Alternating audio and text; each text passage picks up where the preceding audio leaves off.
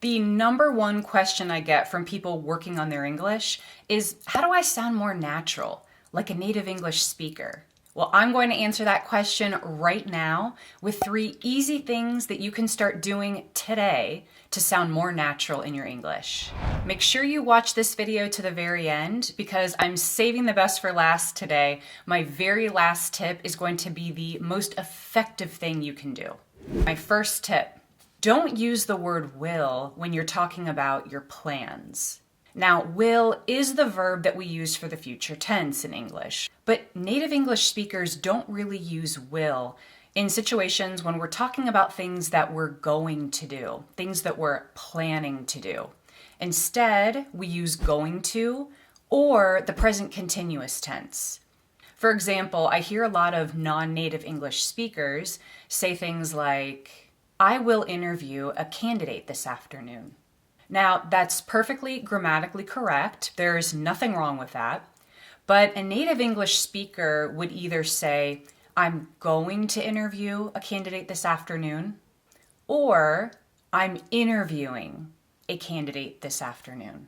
Now, before we go any further, I want you all to remember, if you really want to sound more fluent in English, more like a native speaker, you have to practice speaking. Now, a great way to practice your English for free is with an online speaking club called Langclub.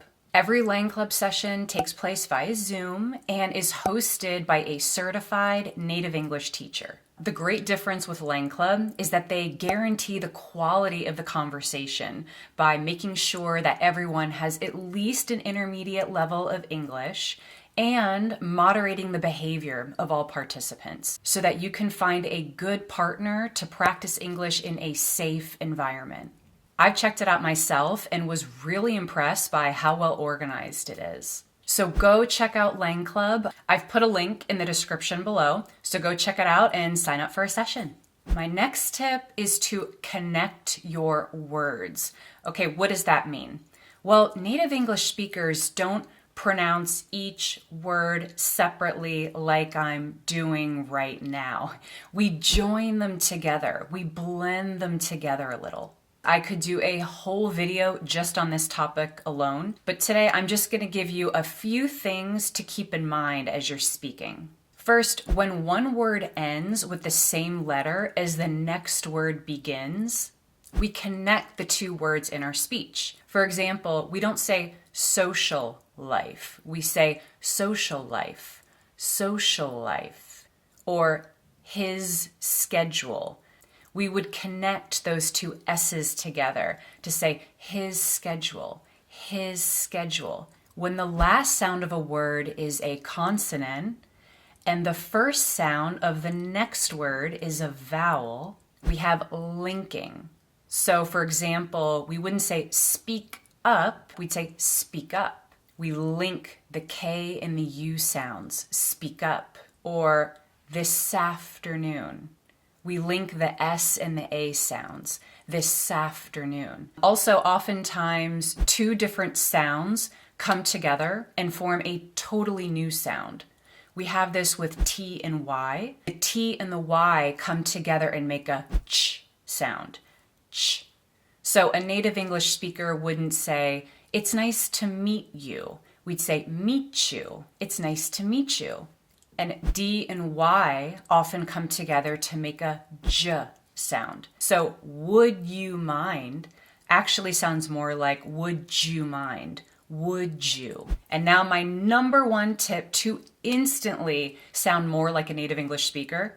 This is something that we native speakers do all the time with coworkers, with family and friends. I'd even do this with the King of England if I were talking to him.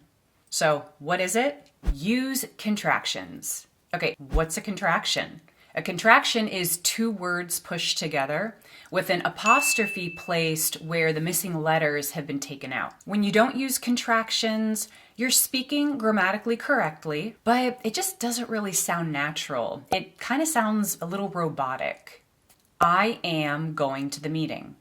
A native speaker would say, I'm going to the meeting. You have had big success with this campaign. You've had big success with this campaign. Our competitors could not keep up. Our competitors couldn't keep up. With these 3 tips in mind, it's enough to instantly sound more like a native speaker and more natural. But I have a lot more to say on this subject, so be on the lookout for more videos in the future. In the meantime, take a look at this video here, where I give you some tips on how to speak in the rhythm and the flow of a native speaker. All right, guys, as always, thank you so much for watching. I appreciate all of you, and I'll see you in this video next.